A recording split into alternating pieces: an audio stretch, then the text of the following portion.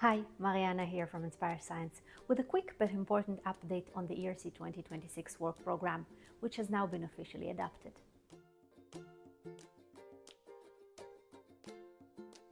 If you've been following the ERC, you've likely seen the recent changes and may be asking yourself, what do I actually need to pay attention to? Let's take a look. The 2026 work program brings a few updates, and the most attention-grabbing one is the change in the proposal structure. More on that in a moment. But first, let's run through a few other updates that stand out. First, there's a new eligibility extension. Researchers who've experienced violence can now request an extension to their eligibility window, based on documented time they were unable to work. It's a sensitive but meaningful change that broadens the program's recognition of life circumstances. Then, there's an update to the language. The rules now refer to parental leave, moving beyond just maternity or paternity leave. Next, there is a boost in relocation support. PIs moving from outside of Europe to an EU member state or associated country to take up their ERC grant can now request up to 2 million euros in additional funding for startup costs. That's a significant amount and can help ease the transition into a new research environment. There's also a new resubmission restriction for synergy grants.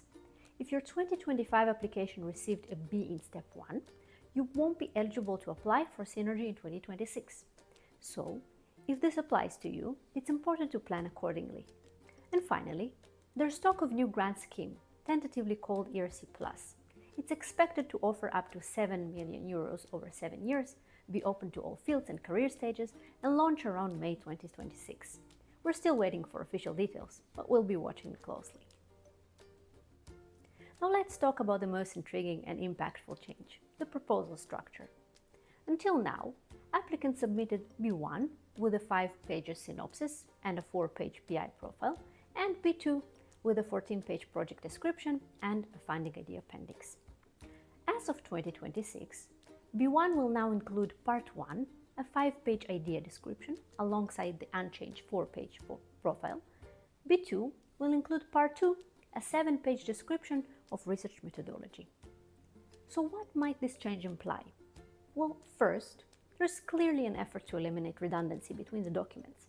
Second, and more importantly, it encourages a sharper intellectual separation between the concept and the vision and the operational aspects that support it. In fact, the ERC explicitly states that feasibility will not be assessed during step 1. That's a strong signal of a shift in the focus of the first step evaluation towards the quality of the idea itself, its originality, ambition, and potential to push boundaries. The research strategy should still be part of this described vision, being integral to it, but stripped of implementation details. But of course, it raises some thoughtful and strategic questions. Is feasibility really just an operational detail? Isn't it in many cases part of how we assess the validity of a scientific idea? What's the right way to distribute details across the two parts? Where exactly does the line fall between the what and the how?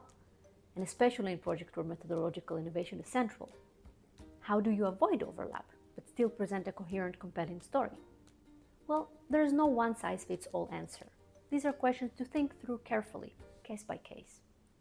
But what is clear is that the essence of each document is now more exposed. B1 needs to make the case for a strong, well-thought, groundbreaking idea, firmly rooted in the PI's expertise and grounded in a logical strategy. B2 is about turning that idea into a clear, credible plan for implementation. If you're starting to plan your application, check the link below. It'll help you start thinking. And as always, if you've got questions, feel free to drop them in the comments. If this was helpful, hit subscribe and head over to our website for more ERC tips and updates.